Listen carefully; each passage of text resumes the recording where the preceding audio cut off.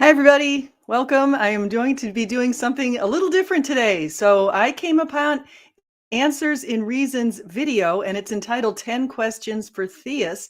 And I thought it would be a lot of fun to answer. So I listened to the video, and I think the questions aren't terribly difficult for me to answer, but I think some of my answers might be a little unique because I think, especially with one, when he said, what if Christianity weren't around at all and there were all of these other faiths, which one would I choose? And I think that's where you're going to get sort of a unique answer that you, anyway. So without further ado, I am going to go ahead and just sort of start up this video. And I want to say hi to anybody who's in the chat. It's always really great to see you guys. I can see that Answers and Reason might be in the chat right now as our Spartan Theology Doki Doki SFT Club. And of course, I've got St. Tommy saying, let's never forget the Lord Jesus Christ was crucified, buried, and rose from the dead on the third day for the forgiveness of sin, the gospel of grace. Amen. Can't have said it any better than that. And so without further ado, I'm going to go ahead and just get this moving. So here we go.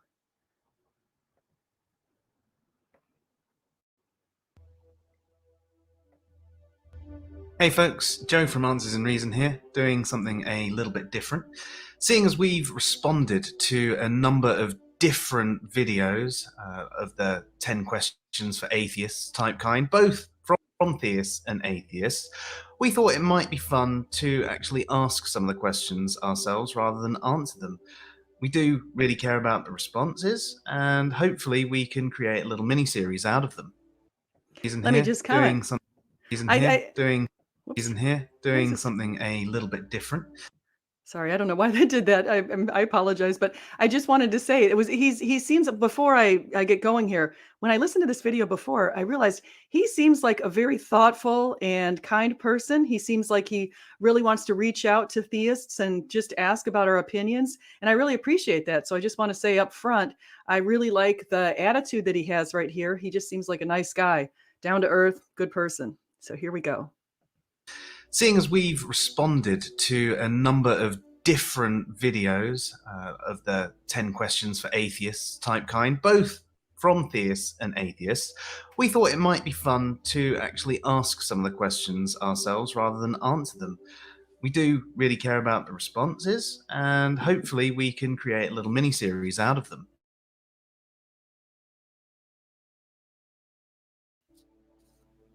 Religious theist, what religion are you? And what do you feel unifies folks of your faith? If you're some form of secular theist, which God do you believe in, and why? Okay, so those are great questions. So yes, I'm a Christian. I'm a Christian theist. I consider myself a Christian and a believer in Jesus Christ. I believe he died and was, after he was crucified, and after the third day he rose again in fulfillment of the scriptures. I believe his kingdom is going to come in glory, and it will have no end. And I also believe that there were numerous prophecies in the Old Testament that foretold that for us, and I've been through a lot of videos explaining those. But if you're curious about that, go and take a look at Isaiah 53, Psalm 22, and Zechariah 12:10, because those spoke quite clearly about how he was going to be pierced. His hands and feet would be pierced, and he'd be pierced for our transgressions. What unifies us in our faith is the belief in Jesus Christ and that he resurrected. Now, most Christians do unify along those lines to believe that Jesus Christ is our Lord and Savior and he resurrected. However, there are some who consider themselves very progressive or liberal Christians who might not actually take that belief. Another thing that I believe unifies us in our faith is the fact that we believe that Jesus died for our sins, and that through him we can make our way to heaven. Okay, through him and only him. All doors do not lead to heaven. We don't take that view of perennialism, which is the idea that no matter where you are, what you think, everyone's going to end up in heaven at some point through all different doors.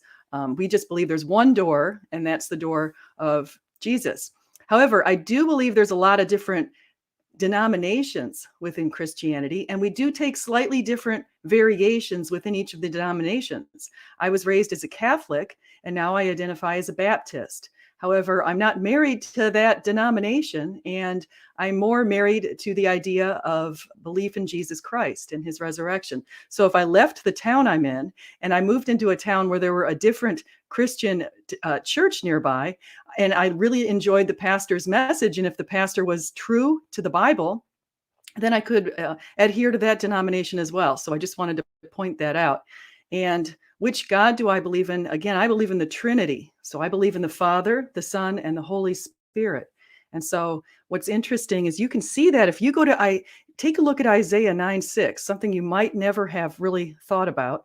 But Isaiah was written around 700 years before Jesus. And in 9:6, it says, he will be a wonderful father, an everlasting father, a wonderful counselor, and a prince of peace. Well, look at that. What an alignment. So we have a Trinity, a reference to the Trinity right in Isaiah 9:6, which is really exciting. So as I come over here, I want to say hi to other people here. And thank you so much to Doki Doki SFT fan club for a super chat. I want to say that's very generous of you. And guess what?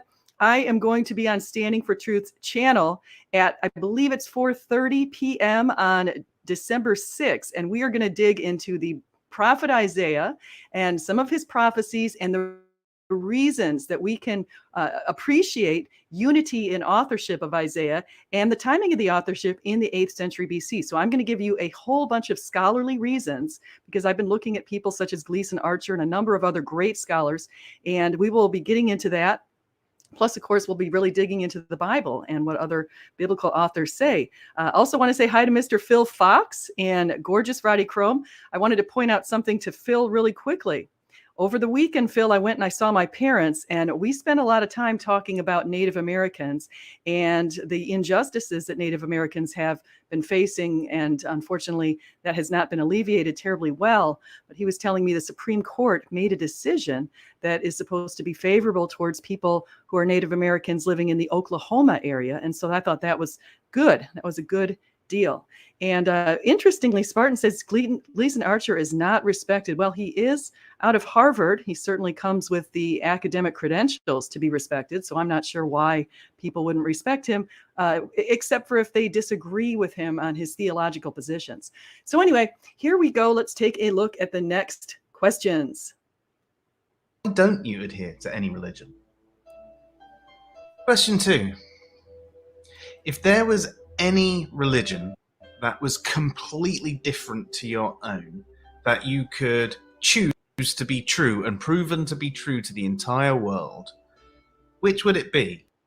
Now, I'm not talking about a denomination that you see quite as different as yours.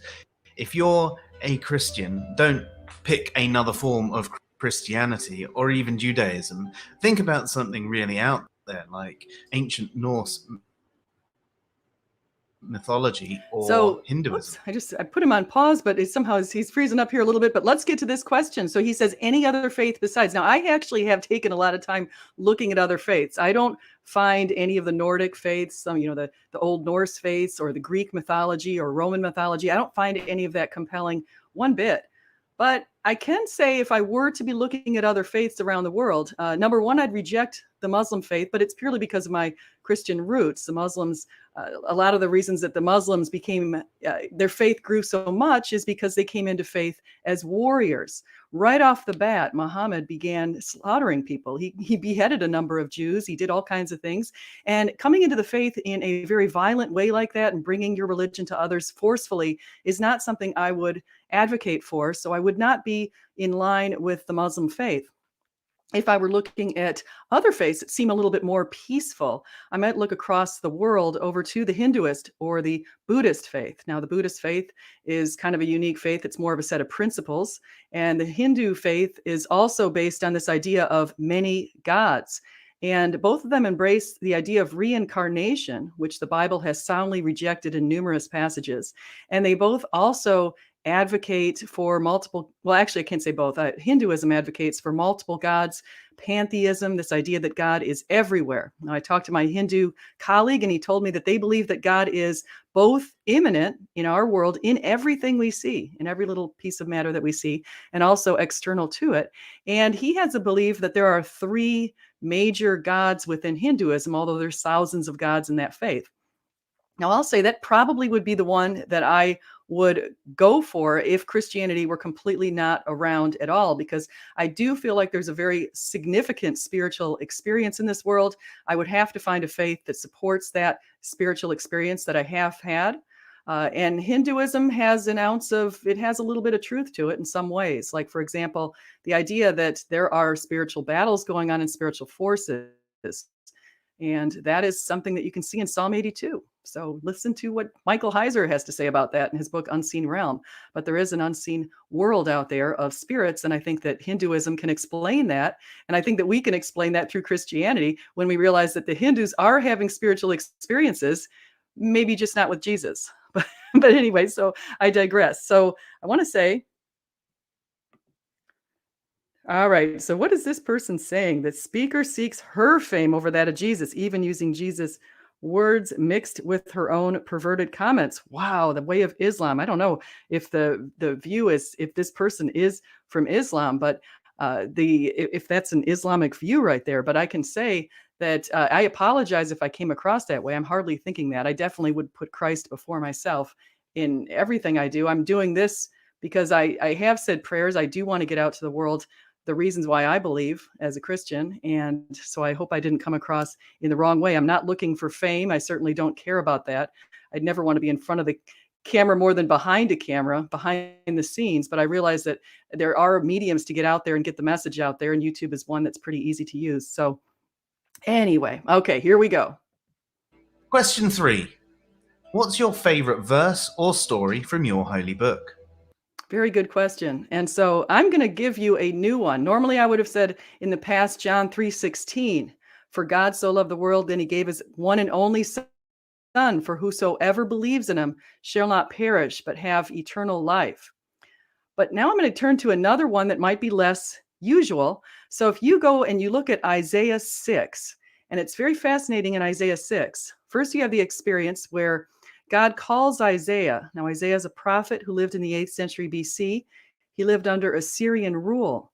And it was a lot of Jewish people had gone into exile at that point. He was living in the kingdom of Judah, which was south of Israel. He was with 2 tribes, the tribes of Judah and Benjamin, and there were 10 other tribes to his north at this point.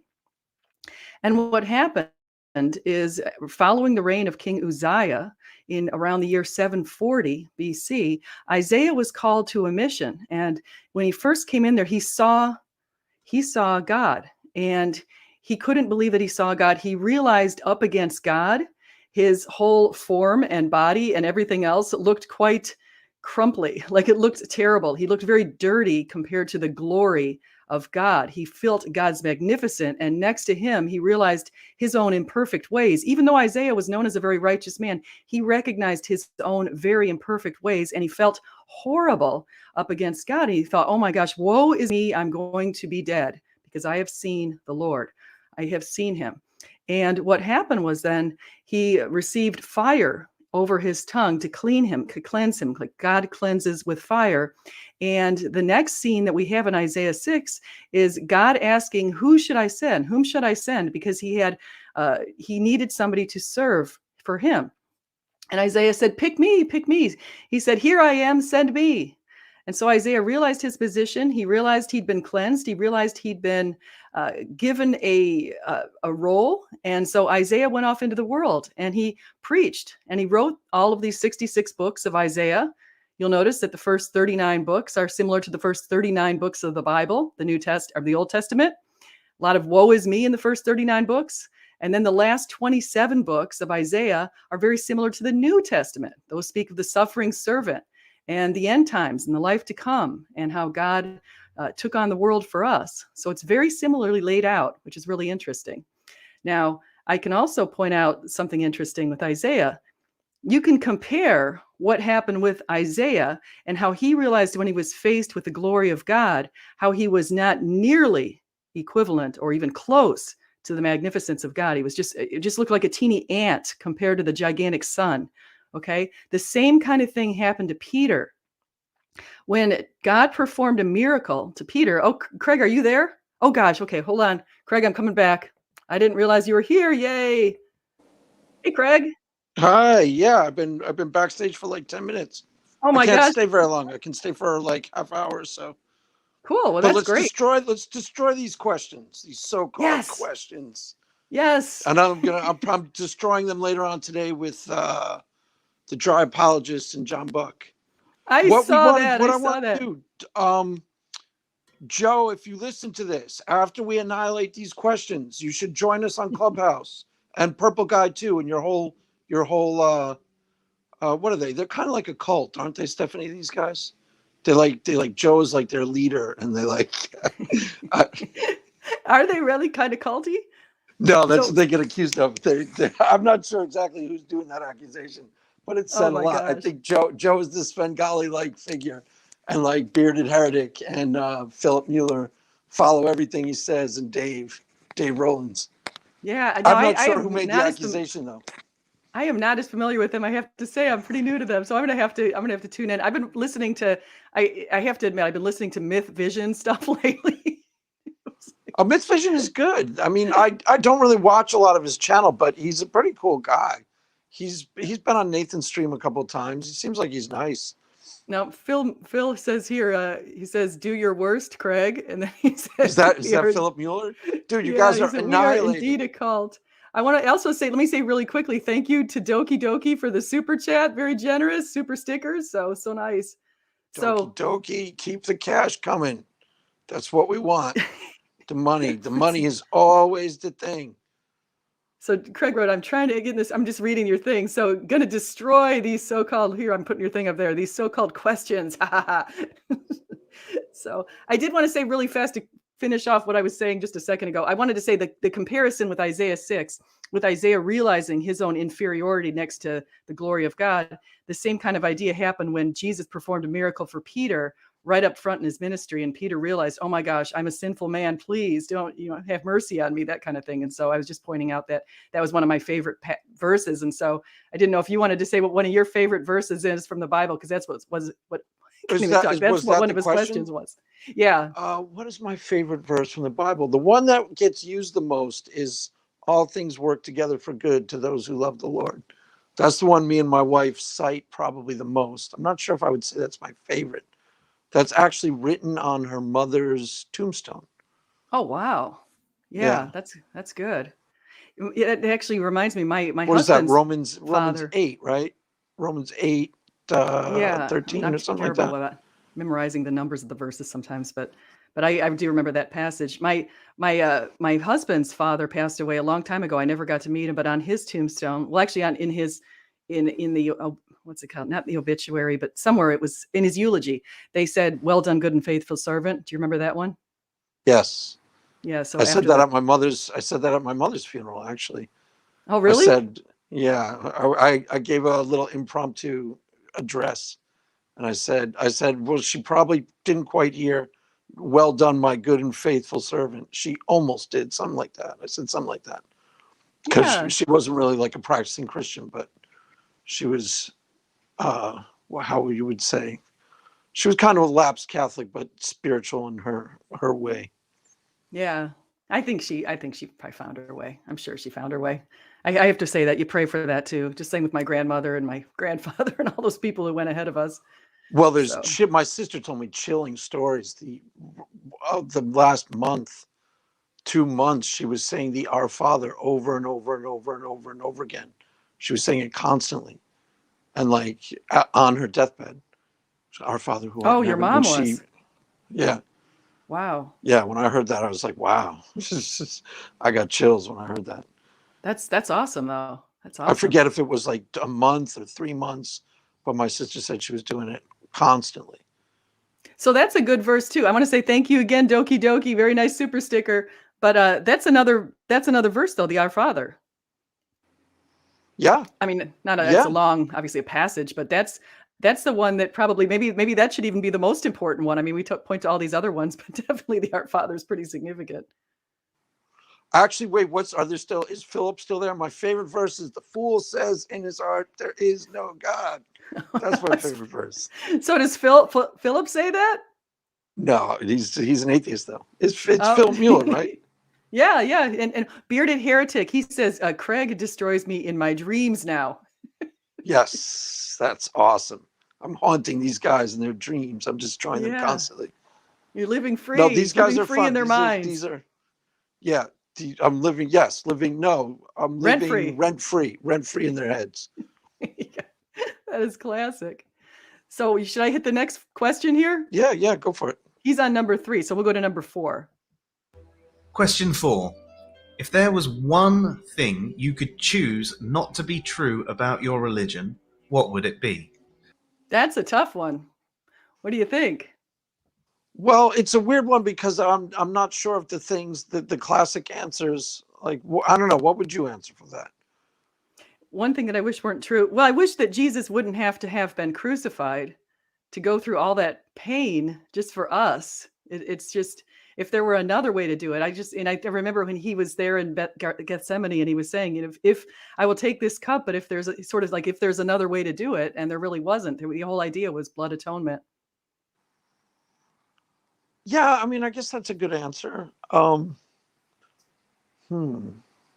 Because some of the things that I think are like the classic answers that people would give, I'm not necessarily sure are true. I'm agnostic on some of the things that would be the most controversial aspects of Christianity. So I don't know. I have to give more thought to that one before I answer. I'll come back to that. Yeah, well, you'll see it tonight again. Yeah. See it. You'll have all day to ponder it. Yeah, this is actually, I only breezed through these once because I figured I would go through them before tonight. And then my wife, I wasn't sure if I was going to be able to come on this morning, but my wife had to go do something. So there we go. There you go. There you go. All right. So here we go. Let's get the next one. As an example, the other day, someone told me on Twitter that they wished pets would go to heaven. Right. Question. Now that's see, I'm not certain that pets don't go to heaven. My pet is actually my avatar right now. That sweet little angel is going to be with us in heaven. Why not? Why wouldn't she be? She's the sweetest thing on earth. She's never harmed anybody. Well, because you look at the book of Revelation and there's animals in the book of Revelation, so why wouldn't they be in heaven? Right. Well, that's why I said, like, some of the classic answers that people would give, I don't know for a fact that pets would go to heaven, but I don't see why they wouldn't. So, to say like case closed, they don't, it seems kind of weird to me. I'm agnostic on a lot of those things, like the specifics. There's a lot of things that I'm just not sure are true or not. So. Yeah, I think they go to heaven, and I think, and I know you love your cat, but I love my dog, and my dog's pretty perfect. I mean, as far as just being humble and sweet and kind, and really, I think I've never met a human that's quite as nice as she is. So, yeah. So I'm like, if you live up to my dog, so that's the tough thing. I want to say hi also to, I don't know if I did say hi to Phil officially, but hi Phil, hi Doki Doki, Bearded Heretic, and Randolf Richardson, and Doki Doki sent another super sticker. So thank you so much. Cool. Breaking it in. And get them on. Well, actually, I don't have super chats. So. Yeah, we got to get you up to 1,000 so you can get some super chats. What are you on now? Are you working your way up there? Halfway there. Awesome. There, 500. I think I'm going to do a celebration. Subscribers. Yeah, get a celebration going. So yeah, everybody does those, don't they? I'm not sure about that. Not sure about that. Okay, here we go. Here's the next one. Question 5. What are some of the worst arguments you hear us atheists making? That is a great question. I'm going to let you hit that one. Oh, that's a good one. Why don't you go first? Let me think. What's the worst ones? I think one of the worst ones is I'm just worshiping one less God. It's like there's 3,000 gods in the world and I'm just worshiping one less one. I'm like, no, you can't equate them all the same. Yeah, actually, those guys, that crew, the Answers and Reason crew are actually good at they do a lot of streams on the bad arguments from the atheist community. I would say the worst one, it's not really an argument. It's when somebody just tries to shut down the conversation, like, got any evidence? I said evidence, that's not evidence, rinse, repeat. It's not really a bad argument per se. It's how it's being wielded. It goes back to like the it goes back to like the lack theist thing. Like, I have no problem with someone saying, I just don't believe in the metaphysical, I just lack a belief in that metaphysical extra. But most of the people who say that, the position that they actually hold is a lot different. They actually believe that God does not exist. They're just unwilling to take that position in as a positive assertion, because they don't want to, have to provide evidence or justification for the position. So, like, the worst possible argument is, got any evidence? I said evidence. That's not evidence. Rinse, repeat. They're not really trying to have an argument. They're just trying to not listen to you. You know what I'm saying? Yeah. Yeah. And Did that I make think you're sense? right. Yeah, it does. You're right about the burden of proof Purple idea. guy, And did that make sense? Did he get that? Did he understand? is purple guy Phil? Bearded heretic. Oh, bearded heretic. I'll watch it. And says, so Randolph Richardson asked if cats can chase birds and mice in heaven. What do you think? That's interesting. You've Well, got no, a cat. because the lion lamb rides down with the lamb. So I guess there's peace amongst animals too. So Oh, good answer. I would think like that one. there's no reason for predation in heaven.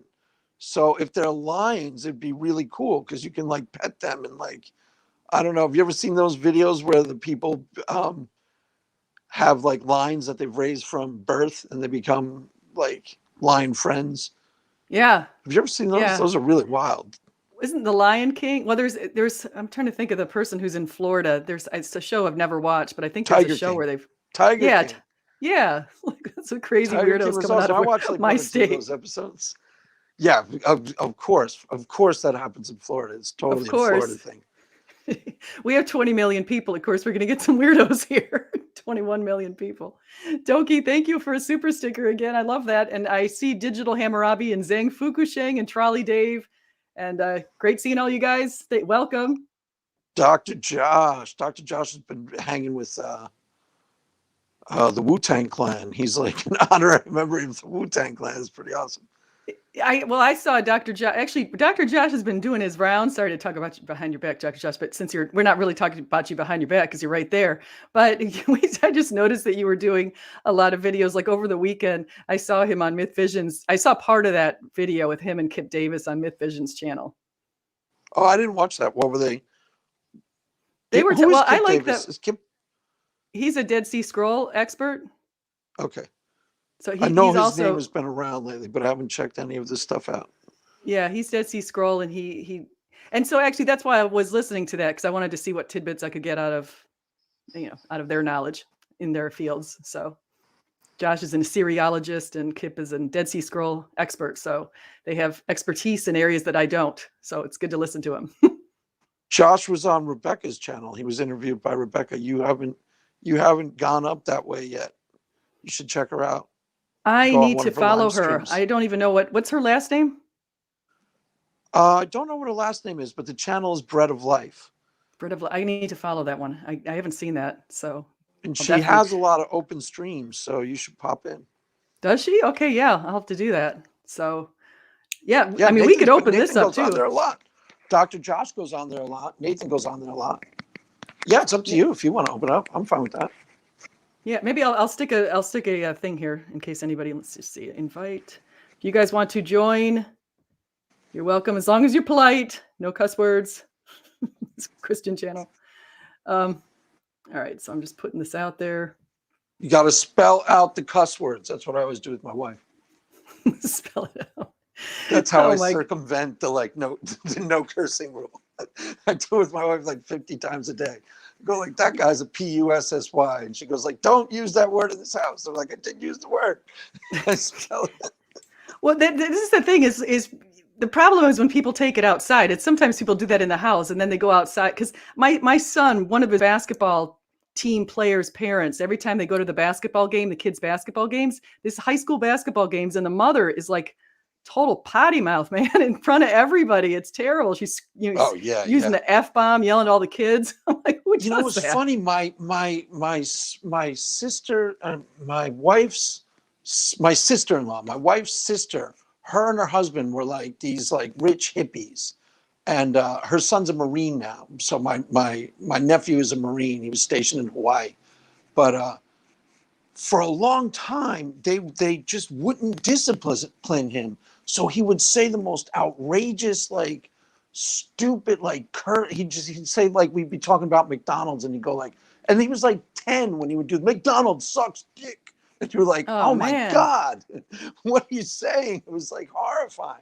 Now that he's is. totally gone the opposite direction. Like they're like hippie liberals, and he's become like Mr. Marine, Red State, USA. It's really funny. Doki Doki My is wife- dropping money bombs here. Cool. So thank you, Cool. Doki Do we Doki. get to split the? Do we get to split the hall? Split the Seeing as- proceeds? Yeah, I'll have to send you some proceeds. I guess. After YouTube takes, it's like, I don't know what percentage YouTube takes, but What do they take? Freaking I forget. schindlers. We're doing all the work here, YouTube. I know.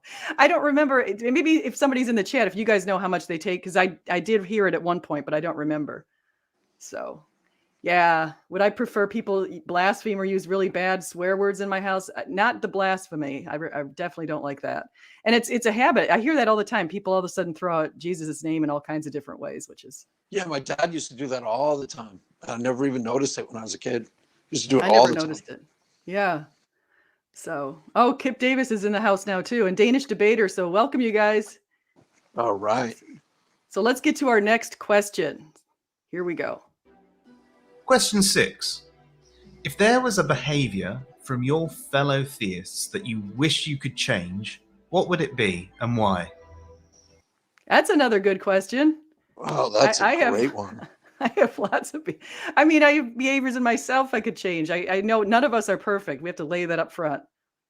So, but there's some people who take it where somehow they view themselves as perfect, but then they're acting very hypocritically in the church. Or, you see the people tearing out of the church parking lot on Christmas Day and practically running over little kids. It's like, who does that?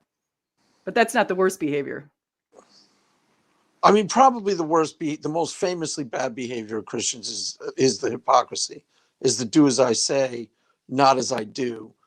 That's the one that drives a lot of people, out of churches, because they notice that the person is like, preaching something to them out of a place of condemnation and hatred, not out of, I really think that you need to hear this because it's for your well-being. That's what they cloak it as, but that's not what that's probably the most egregious. I'm not sure if that's the one that bothers me the most, though.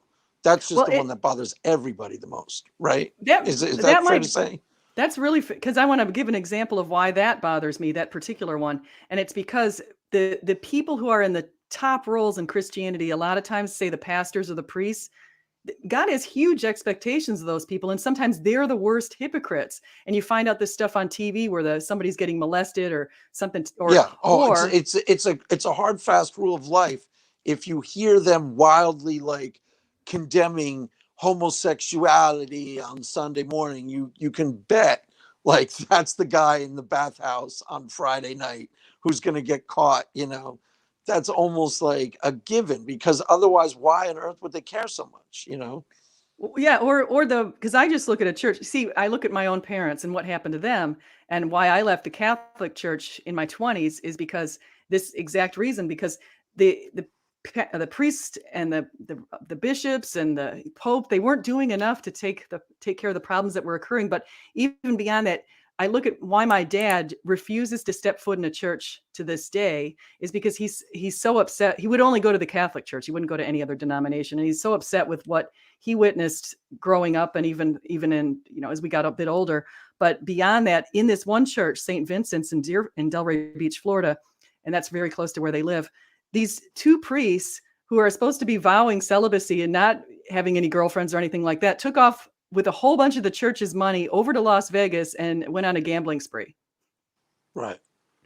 And that's exactly what they're not supposed to.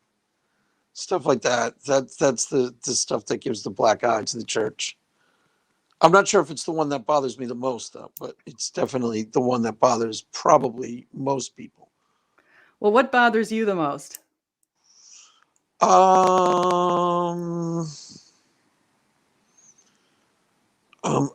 Probably there's how I've talked about like the debate me bros in the atheist community, the guys who get in your face and want to throw down immediately. The Christian version of that is the holier than thous. the guy, I guess it's similar to the hypocrite, but it's a little bit more Christian on Christian. The guy, I see a lot of people on like Jansen's timeline, or that's why I don't actually follow their timelines that closely. Some of the other people we know, because there's a lot of these like holier than thou types who like roll up on them to be holier. It's so bizarre to me. It's like, like I can't think of a good example, but they don't bother the outside world as much, but they're like, constantly trying to one up you in terms of commitment or holiness or righteousness. I don't know. That's probably my least favorite. Yeah, I agree with that. And I think C.S. Lewis kind of hit on that too with the whole idea of the prigs. He called them prigs. He's like, God is not Right. that Well, happy they're with the basically the prigs. Pharisees and the Sadducees. They're basically the Pharisees in modern day, but they would never label themselves like that. But that's how they act. Yeah. They're always moralistic, and they basically try to out holy you. The holier than thous. Those are the worst. Those are my personal least favorite. I don't think they bother the outside world as much because they're just not as known as just the classic hypocrite. Yeah. I mean, that's I totally agree with you there. And I was just thinking, do you ever watch that travel channel? And I'm trying to remember the name of that guy. I can't remember. The really famous travel channel where the guy, Rick Steves. Do you watch his? Yes. Yeah. Yes, I watched. Yeah, I love Rick Steves. Rick Steves is good. So I haven't watched him in a while, but I used to.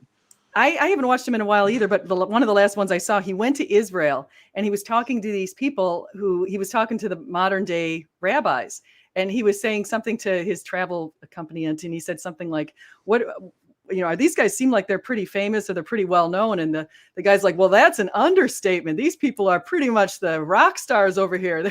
It's like, fame and fortune. Right, exactly. So it's kind of interesting. So yeah, no, Rick Stein about cooking. No, it's Rick Steves. Rick Steves. So yeah, he's good. He's good. He does a cool Christmas. He's going to do his European Christmas special. My wife and I watch that every year because it's fun. They go to like England, France. He's got quite Norway. the life. Yeah, I know, right? Quite the life. I mean, can you imagine all the places he's been? And the thing I like about him is he digs into the history of the place. He'll give you all these little tidbits that you would have never known unless he did that. Yeah, totally. He's really good at that.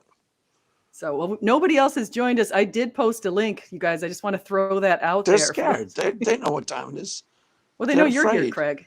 I mean, you're not on this channel, but when you do come on, they know that you get the gloves out. Yeah, exactly. So, all right, here's his next question. Question 7. What movie do you feel gives the most accurate representation of your faith? Now, you're a movie buff, so this should be really good. Oh, I want to say offhand, this is a weird answer, but did you ever see, what's the one with, most people don't think of this as a Christian film. The guy's on death row and the nun comes to talk him out to try and save his soul before he dies. And it's Susan Sarandon and I don't know if I remember that. Dead Man Walking. I never saw that. Oh my God, it's pretty awesome. It was directed by Tim Robbins, so it's kind of got a left-wing spin to it. That's why most people don't think of it as a Christian film, but it's actually based off of a book, a memoir of a nun who who's the guy I'm thinking of? He married Madonna for a while, kind of got a bad temper. He's a great actor. He was Spicoli. Sean Penn? Sean Penn, yes. He was Spicoli in Fast Times. That was his first role. You remember that? Pizza guy, right here, dude. Yeah, exactly. That was my wife has we'll a have a friend little who meal on both of our times. Spicoli was hilarious, man. That was one of my favorite movies back in the day. Yeah, totally. That was like the classic movie. So he plays this, like, I think it's based off a true story. He plays this guy who was really violent, white trash dude who kills all these people. And he's on death row, and Susan Sarandon comes to basically try to save his soul before he dies. and gets really intense. It's really pretty cool. It's a really good movie. I think he won the Academy Award for it. I'm pretty sure. Wow. That's one. I'm trying to think what else. See, I was What's thinking, the question again? mine is, which one is representative of Christianity? And I was just thinking the basic Passion of the Christ, Mel Gibson's movie. Because that's the one that made me cry. Like, that actually made me cry. One. A lot of people are going to say that. That's why I was thinking a little more out of the box. Trying to think if there's any others. Die Hard. Doesn't fit. Well, you know what? Can you see a little underlying current in some of the Marvel movies? A little bit? Oh yeah, absolutely. Absolutely. Especially the yeah, definitely. I mean, there's a whole everything that applies to standard mythos, which almost every superhero does. Good versus evil, sacrifice, they all have Christian undertones. They're probably Rob from Sentinel Apologetics has done videos addressing that, or there's people who've done essays on it. But yeah, definitely. Actually, my friend from college did his senior thesis was E.T. as Jesus. He wasn't a Christian. It was just, he was reading Joseph Campbell's The Power of Myth. And he had this whole E.T. was, the extraterrestrial, was outsider. And even the finger of life is somewhat reminiscent of St. Peter's Basilica. Remember E.T. touches your fingers, something like that. Yeah. I don't really remember E.T. that well. Yeah. No, I don't remember E.T. that well, except I also cried when E.T. died. Which is so messed up. I cried when Curly died on that Three Amigos too. I never saw My family's like, you cannot watch movies. You just cry at the weirdest parts. Jesus Christ, he's crying. So, Randolf Richardson said if he's on the phone right now, but he might come on here if he gets off the phone with his client. So, well, cool. I don't know if you know Randolph. Okay, so let's go to the next one. Going back as far as you remember, have you always been a theist? Has it always been the same God? Have you ever changed denomination? If so, from what to what? Okay, that's a good one. Do you want to start with that? Yeah, no, I became a Christian when I was 29. And prior to me becoming a Christian, I became a Christian when we moved out to California. My wife started attending a church right down the street, the Malibu Vineyard. And prior to that, I was for a long time, I was an agnostic. And then somewhere when I was around 26, 27 years old, I started becoming a very Peterson-esque, sort of very similar to where Jordan Peterson is now. I started kind of becoming intellectually convinced there was a God. And I was reading a lot of the same stuff that Jordan Peterson was into, like Jung and Joseph Campbell, and reading the Tao Te Ching. And I was in AA, so they kind of stressed spirituality, and I wasn't necessarily Christian at all, even though I was raised like Roman Catholic. So I was reading like Upanishads and things like that, and I was sort of vaguely starting to believe in God. Yeah, but that was before I became a Christian. So I was agnostic through most of my life. Yeah, that's a long. I always, when I was young, I was a Catholic, and I was definitely a praying Catholic and all that kind of thing. And then I kind of got disillusioned in my 20s, and I started waffling about looking at all of these other faiths. And I had it in the back of my mind that Jesus is true always, but it was in the back of my mind, shoved back in a corner for at least through my 30s. And then somebody just opened my eyes that I've talked about it a lot, but I went from the Catholic faith to the Baptist faith. And so I just like the idea of being a Bible adherent person, believing what's written in the Bible to be the word of God. So I mean, that's where I stand today. I was raised Catholic, and I was baptized in the faith and even confirmed, but it had no, like, it didn't, I wasn't even like, it was kind of like a formality. We were nominal Catholics. Like I went to church with my dad every once in a while. I went to church on Christmas and Easter, and I didn't even really think about it at all. So if you asked me when I was 15, I would have said I was agnostic. If you asked me if I believed in God, I would have said, I'm not sure. And then when I was like 20, I would have said, probably not. And then when I was 26 or 27, I would have said, yeah, I think so. I started becoming more, and then 29, boom, had like a powerful religious experience, became an apologist on YouTube. Yeah. Yeah. I mean, it's like why you do it. Why do you do what you do? And it's because, I mean, you've had experiences, I've had experiences. Anybody can have experiences if you just sort of sincerely ask. And so it's not like we're anything special. We're one of billions. So Right. So thank you. Doki has just been throwing out the super chats here and very Dude, generous stickers. So awesome. nice. So Make sure I also, as soon as I get my 1,000 subscribers, we got to make sure that he's like the first person in the stream. yeah, exactly. Hey, I want to ask you if we had to go back, because since we are coming up on the Christmas season and going back to the last question, which Christmas movie do you think best represents Christianity? Ooh, I'll I'm say gonna have my to favorite. say, Oh, I'll I'm see gonna what you say say. It's a Wonderful Life. That is what I was going going to say.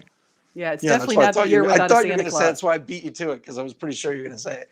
You're right. But here, Because I'll tell you a great story, because when I was like 23 or 24, there was really dark period of my life where I was way into drugs and alcohol. And I think that movie and Beethoven's Ninth Symphony, do you know the what's the part, the famous part, the dun dun dun na na na na na. oh I yeah, forget what it's yeah. called.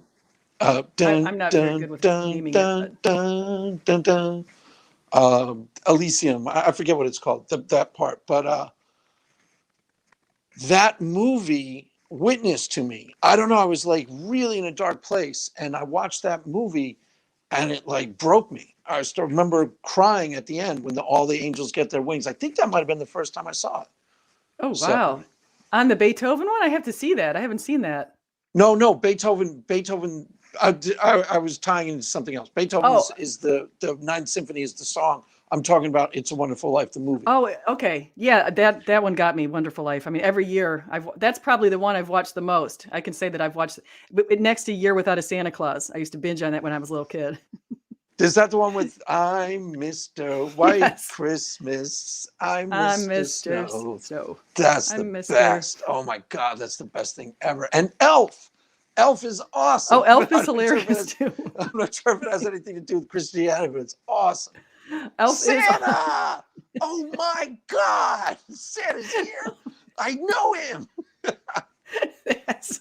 Yeah, Elf is classic. Well, so I like Chevy Chase too, or not. Well, yeah, Chevy Chase. Any of the movies with him, Vacation. I mean, those are not Christian movies necessarily, but they're super funny.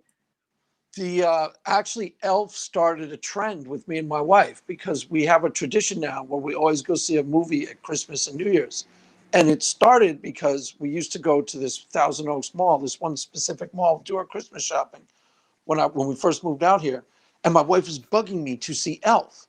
And I was judging from the commercials. I was like, there's no way on earth I'm seeing that. It looks so stupid. That looks just so annoying. And she was bugging. She really wanted to see it really badly. And we got to the mall, and I noticed it was playing there. So as we were Christmas shopping, I was like, sweetheart, I finally caved in and said, let's go see Elf. And then we both were like, I was like, oh my God, that's the best movie I've ever seen. Anything Like the with best Will Christmas Ferrell. movie. I love Will Ferrell. I mean, all his movies. I like all the new people, the new comedians like Will Ferrell and Vince Vaughn and all those guys. I love those movies. It's Yeah, like a lot of those movies are good. I like comedies better than anything else, which is why I haven't seen all of these serious movies that you talk about a lot of times on Twitter. So it's funny. So good. All right. So let's see what the next question is.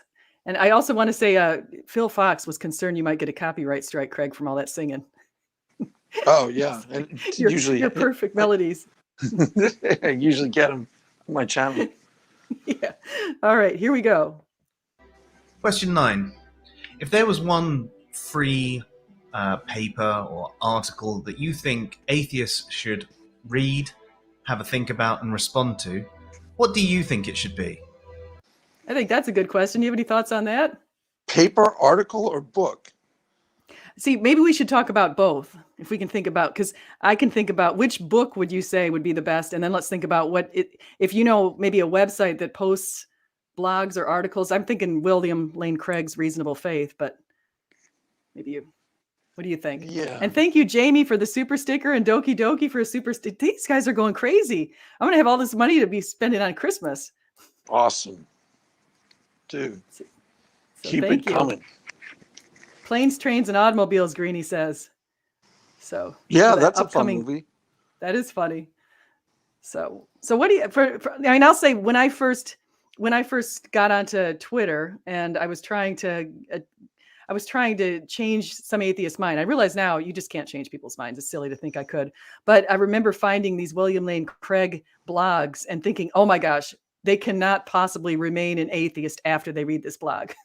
So Really? anything You he thought wrote, that? Wow. I honestly thought that. Like I read some of his blogs and I thought they were so spot on. I'll say, I mean, his stuff, Sean McDowell's got some really good stuff like Evidence That Demands a Verdict. I think it's a great book.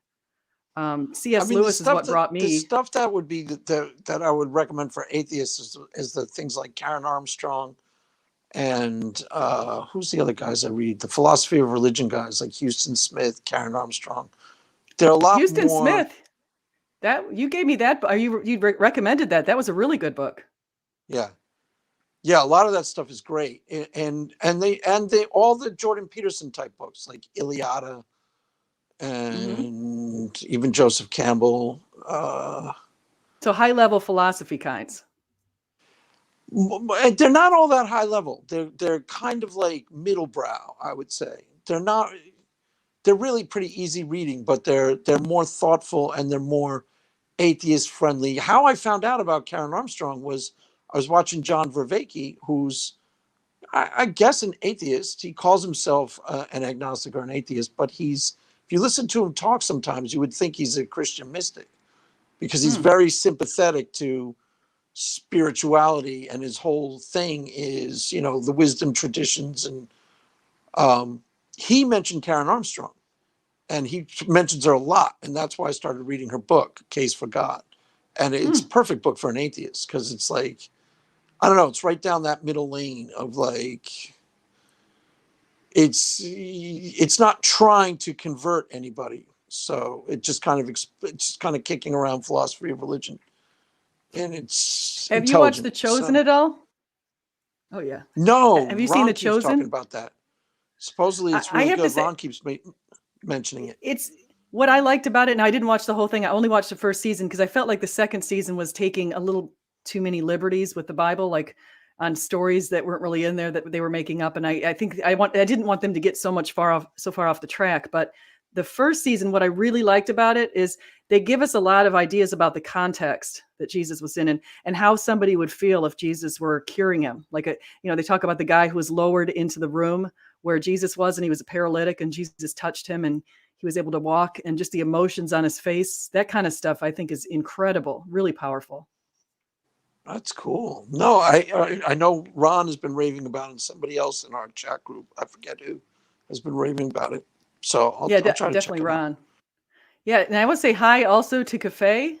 Cafe's in, and I don't know if I'm pronouncing that right, but welcome to all you guys, Kathy. Kip Davis and Doki Doki. Oh, Kathy? Okay. Yeah, send the link. Kathy will get in here. He's a theist. He can answer these questions too. And Doki Doki sent another super sticker. Super generous. Cool. Now we got to get Craig. You guys, if you have not, this is Craig Reed. He's got the Christian. Wait, what's the name of your channel again? The Christian Viewpoint? No, the Christian. Craig Reed Response? TCR. TCR. It's okay, not... Craig. Keep going. Sorry. Craig Reed TCR. That's the name of the channel. Yeah, and if you want to, actually, I'll find a link to it and I'll put it in the description. But if you guys need to go subscribe to his channel. He needs to get up to 1,000 by Christmas because he wants to go traveling with his wife around the world on his YouTube donations.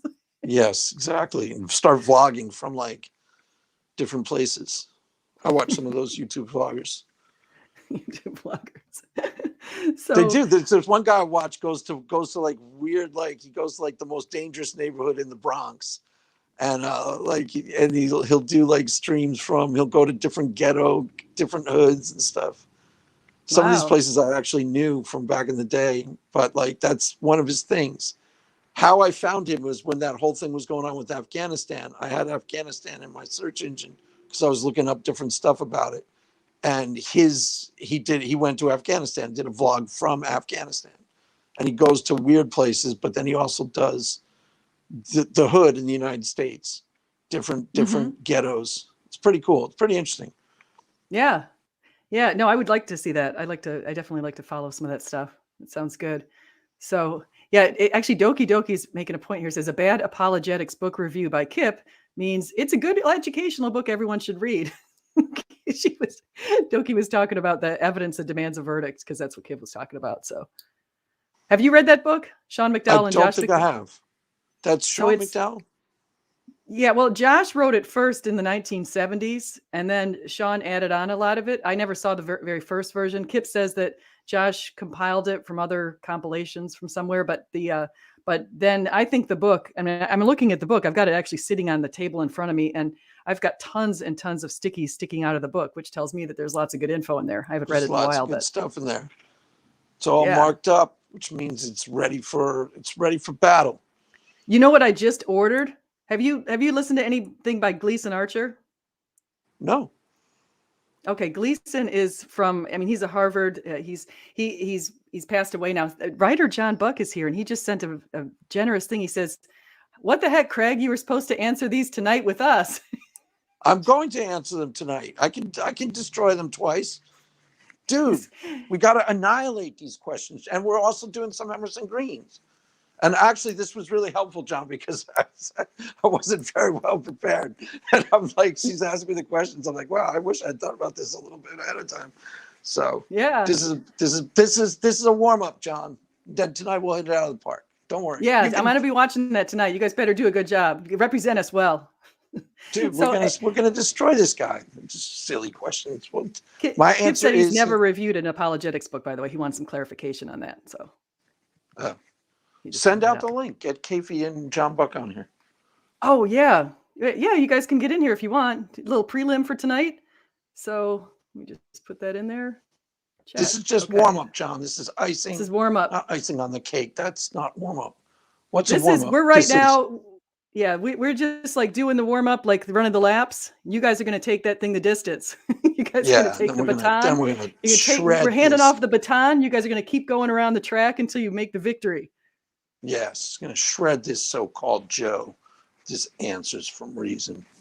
Ha.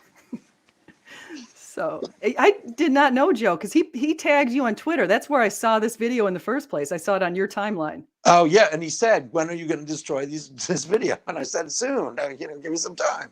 Got to get my people together." Joe's actually really cool. Phil says he feels shattered. Yeah, well, Phil, you should. That's an appropriate response. Exactly. Those guys are actually, I was on their stream only once so far, but I'm going to get them on Clubhouse because Clubhouse is more like quick moving. They're cool. They're really cool. I get along with them really well. I'll have to start watching more of those. I haven't watched enough of those. I wasn't feeling, I subscribed to this channel, Answers and Reason. I've subscribed to a bunch of atheist channels actually. So, well, they're one of the better up and coming ones because they do a lot of critique of the bad arguments from the atheist community. So they're actually unpopular with other atheists, and they get accused of being secret Christians or secret theists. And I don't know. There's a lot of back and forth between them and just the general atheist population. But as I've said, they're the ones that are going to stand the test of time. Yeah, Doki sent another super sticker. Thank you, Doki. And writer John Buck says, "That's cool. You probably need all the preparation you can get." Yes, I do. I know. It's do. practice. John's gonna be sassing me as per the usual in the stream. Yeah. Well, John's got that high level, kind of sophisticated view, and the three of you guys, it should be a very interesting conversation because I like the kind of stuff that you get into. So a lot of philosophical. High level Jordan Peterson. A lot of brain power with those two, but John's a little Weisenheimer. He's got to be like he's a young little rapscallion. Yeah, get out the intellectual horsepower. Yes, exactly. High level. All right, let's get his 10th question. I think that's where we are here. Uh-oh, he might have a video or an ad coming in here. We'll see. Oh, wait, did we already answer all? Oh, no. Hey, folks. Joe from Answers and Reason here. Oh, did we answer all 10? What was the 10th one? I don't remember. I thought we missed that one. Let me just look here. Let's come back here and see where. Let me just hit this. Maybe I hit. Very much in advance for answering these. I'm Joe, or Davidian, might be interested in doing a response too. Equally, if you just want to leave, Okay, that's so the end of the 10 questions for. wait, let me just see where the. Question 10. Oh, here we are. Which atheist channels Oh, there we go. would you recommend to your fellow theists? Okay, so that's the 10th question. Okay, that one I can answer fully. Definitely Answers from Reason and Bearded Heretic. And Phil, is Phil still there? Phil, start think a he is. TikTok. Do TikTok, Phil. That's where it's at. I'm feeling it with you and TikTok. You can do little TikTok videos. It definitely Answers from Reason, Bearded Heretic, and Shannon's channel is still pretty good when she has guests. And then who else? What atheist channels would you recommend? I listen to Ethan's channel sometimes. Ethan and Nathan. I don't know what you call Nathan these days. I don't know if he's an atheist or agnostic or what he is. I Nathan don't Ormond. think it counts as an atheist channel anymore. I would say definitely Digital Gnosis, but I think he's like almost a Christian now or something. I'm not sure. His stuff can be pretty interesting. I listened to Myth Vision. I've been listening to that one for some reason because that's probably he takes these guests that are so fringe in some cases, and so I have to listen to that. Right. He's had Richard Carey on a few times recently. I noticed that. He pops up in my notifications a lot, but I don't usually watch that much. He gets some. I watched his Bernardo Castro. That was a good interview. Yeah. So Digital Hammurabi says, I want the room to notice how Craig Reed completely obfuscated my earlier clear and circumspect question about the deontological ontology of instantiated Kantian Wittgenstein of natural theology. What? He's kind gotta of be an right. inside joke. I saw the question. Well, no, it's not an inside joke. It's that he's got this high level abstract argument from God that we all run from because it's too all convincing. It's just too powerful. So he noticed that I ducked out of it because I'm working on it. That's so funny. No, I listen to Godless Granny's channel every once in a while. I'm trying to think of who else I listen to. I had what's the one? Ethan, Your Friendly Neighborhood Atheist. Do you listen to him still? I don't watch him all that much, actually. I would. I mean, there's just so much stuff on YouTube. There's so many things. Digital Hammurabi's channel. I'll throw out one there. I've listened to some of his videos. Yeah, I've listened to a couple of Kip Davis's videos. He's in the chat right now. Oh, Digital Hammurabi says that Dr. Josh guy is really brilliant. You can tell from his amazing questions. Yeah. Doki is just throwing out Doki, that wallet is just, thank you so much. Christian Resistance is here too. That's Josh. He was just on my channel. Oh, that's another one. David Smalley. David Smalley was just on my channel with Digital Hammurabi. I watched some of that debate. Did you review that yet? Oh, wait, Randolph is here. Although it says, wait a second, let's see if he can get in here. It's spinning, so I don't know if he can get in. Did I watch which one? Did you review the Josh Brister and? I didn't review it because I have a rule, like in my mind, I think to myself, I don't know if it's fair to be the host who also reviews the channel later. Like, I mean, I feel less comfortable doing that. If I've hosted it, I feel kind of like I don't want to say anything really either way. You know what I mean? Right. Yeah, that's probably a good idea. John Maddox did a long review of it. I haven't watched it yet. Yeah, that's true. So Randolph Richardson, greetings. Hello, hello. I think he's on Greetings. mute. Thank you for hosting this. I'm curious, which of these, let's say two of the questions that you found to be the most, I guess, to be the best questions, and two that you thought were probably the worst questions. If you had to rate it like that, one or top two or something like that. What do you think, Craig? Well, I kind of think they're all good based on what he's trying to do, which is, I think, just start a conversation in the other direction. Like, there's a lot of these 50 question for atheist things out there. And I think he was just trying to do what we're doing right now, hear from two theists get some insight into their things about them. So I think they're all kind of good. What's my favorite questions, Stephanie? I think you Do like. you have a I favorite? I thought it was kind of interesting for. I mean, I think we both enjoyed answering the one about the favorite movies, but Yeah, that's always a crowd pleaser. I liked your answer to that one. I liked that movie as well. It's a Wonderful Dead Life. Man Walking. Yeah, I enjoyed it That when I one. was younger. I watched it. It was a good movie. Yeah, that's a classic. Die Hard comes up as a Christmas movie a lot, and I do consider it a Christmas movie, but I wouldn't put it as my top favorite. But it's also it's got a lot of violence in it. So what's your kind of reaction when you hear people talk about Die Hard being a Christmas movie? Well, that's a big debate. There's a lot of people who put it in on the list of like the 50 best Christmas movies of all time, and then there's a lot of people say it's not a Christmas movie. I think it counts. He picks them up on Christmas Eve, right? And who's the guy who picks him up, Stephanie? The guy in the car. Oh gosh, I haven't seen that movie in decades. I don't even remember. Yeah, it's an old movie. Argyle picks him up. It's Christmas Eve, I think, right? The whole thing takes place on Christmas Eve, and there's a couple of ho ho. Now I have a machine gun. Ho ho ho. So there's like a lot of little Christmas little chestnuts in it. So I think it kind of counts. I mean, it counts as much as like what's the other one that they always put in Christmas list now? Something about love. I've never seen it. I just know the name. Love. I forget. Go ahead. They get the stuff that's kind of the mushy stuff. I have to say, I never really watched that. I like the funny stuff. Like I love anything that makes me laugh. You got Will Ferrell on there, any of those kind of people, Vince Vaughn. I think there was one with 4 couples. No, it was the Christmas time they had to visit the 4 different sets of relatives with Vince Vaughn and his wife, and I thought that was hilarious. I never saw that one. I can't remember what it's called, but there's some good ones out there. I've never seen A Christmas Story.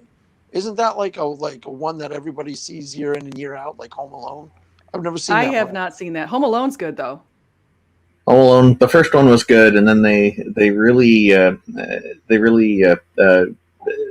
worked hard at milking it for the whole series by making repeat movies with a lot of the same stunts again and different arrangements. Yeah. I don't even think I bothered watching the other. Yeah, I haven't. I only watched the first one. I remember it was a big deal that Donald Trump made an appearance in it as well, just giving the kid directions inside the hotel. Oh yeah, that was funny. Yeah, that's a. They're making a remake of Home Alone, I think, this year. Oh, okay. They've got to get some different bumbling bad guys because yeah. So I think one of the bad guys in that movie looks a bit like John Maddox. Who? Now John is one to make. John made a response. He was for the response videos. People talking about that with David Smalley and Josh Brister on my channel. So John Maddox made a video, and it started after the thing ended. I forget what time at night we ended, but John, I get up at 4 a.m. and somehow I pick up my phone and I see that John is still making. Still going. Still He talking. does like the Nathan 9-hour-long streams in the middle of the night. Yeah. One of my I joined once. One of my early YouTube debates was with Josh Brister, and it turned out to be quite a nice conversation as well. And but it was a good debate. I enjoyed it. But you debated John Maddox, come to think of it, because that's where I made a video because I watched that. I remember. I still link people to your quick review on that. So thank you for that. Craig, you want to tell him what you said? Because it's so, I mean, it just struck my funny bone when you said what you said. Yeah, the challenge was, and then I have to head off, but the challenge was that people asked me, what would it take to prove to you that God is real? And I said, well, like they're talking the Christian God, of course. And so I said, well, for your God having all these omni characteristics, I would just need 2 of them, omniscience and omnipotence, for a period of a fortnight or about 2 weeks, so that I could experiment with these powers and confirm for myself that they're real. And his response is, oh, you want to be God? No, I'm not asking to be God. I only asked for 2 characteristics, not all the omni characteristics. So that was the controversial? You said that in I the just actual thought debate? that was so funny. Yep. I'm glad you found it entertaining. So, I just listen to that. It's like, but there's quite a few it's just people. like you're like saying it in kind of a humble way, which made it even funnier. Like the way you said it was funny. I just would like if you could just give me a little omniscience for a couple days. And yeah. A lot of people responded in different ways. Some people tried to negotiate down the amount of time I'd need it for, which I find interesting. And quite a few people have said that would be sufficient proof for them. And it's not just atheists who've responded this way. A few theists have too. So, but it's mostly atheists who respond this way, that it would suffice as proof for them. So, but there's, I suppose there's other ways. I'm not saying it's the only way, but it's one that certainly comes to mind for me that would absolutely prove it. So, interesting. Yeah, that is interesting. Well, listen, guys, I'm gonna get going because I've got to do an interview where somehow I'm in the marketing, helping out the marketing department, doing interviews for 2 faculty. So we got a lot of stuff to do. So I just wanted to say it's been wonderful having you guys on. And can you guys let us know a little bit about tell us where we can reach you, where people can find you, and what you're working on next? I have to go to an appointment pretty soon. Can I go first? Yeah, go ahead. Yeah. Sure, thank you. Otherwise, I'd normally let everyone else go. Yeah, you can find me at on Twitter. My handle is Randolf828, Randolf 828. I also run an organization in Canada called Canadian Atheists. You can find us at www.canadianatheists.ca. And there's many other ways to reach me, but I'll just leave it at those 2 for now. Thank you very much for having me on your show for a little bit here. I appreciate it. And it was nice to meet you as well. Your name is not on the screen at the moment. Craig. Nice to meet you, Craig. I like the cat picture. That's the girl.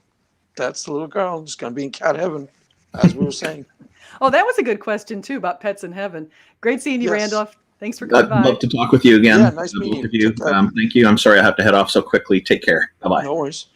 Bye-bye. No worries. I want to say thank you to Doki Doki for yet another super sticker. Very generous, Doki Doki. The money's just pouring in. That's a good I know. sign. You got to put it in crypto, Stephanie. Crypto. Buy. Oh my gosh. One of my colleagues bought $50,000 in crypto just recently. Cool. Yeah. Good move. Crazy. Good solid move. Tell you what. What was I supposed to say? Tonight you've got a big video going. My channel is called Craig Reed TCR, and tonight I will further annihilate these so-called questions. I've assembled these powerhouse theological experts. I mean, total experts. The dry apologist and writer John Buck, and we're gonna just decimate these questions. If you thought this was brutal to watch here, it's going to be nothing like tonight. Yeah, right. Exactly. This was happy hour. You're going to see the feast. Yes, this was the aperitif before the exactly. Devouring. So good. Well, you guys make sure you go over there. Oh yeah, and Christian Resistance says, Craig, I want to destroy also. And then Philip Muller says it was brutal. Yes, nothing compared to tonight, Phil. I even dare you to watch tonight. Yeah, we dare. If only in your bravest. Like C.S. Lewis said, a man who wishes to remain a sound atheist cannot be too careful of what he reads or watches. Yes, and can't ask questions to theists because we just might answer them. Bang! Yeah, exactly. Well, you guys, thank you for coming in. Please like, subscribe, and do come again. And just remember, whether you eat, drink, or whatever you do, do it all in the glory of God. Thank you so much. Amen. Amen. And in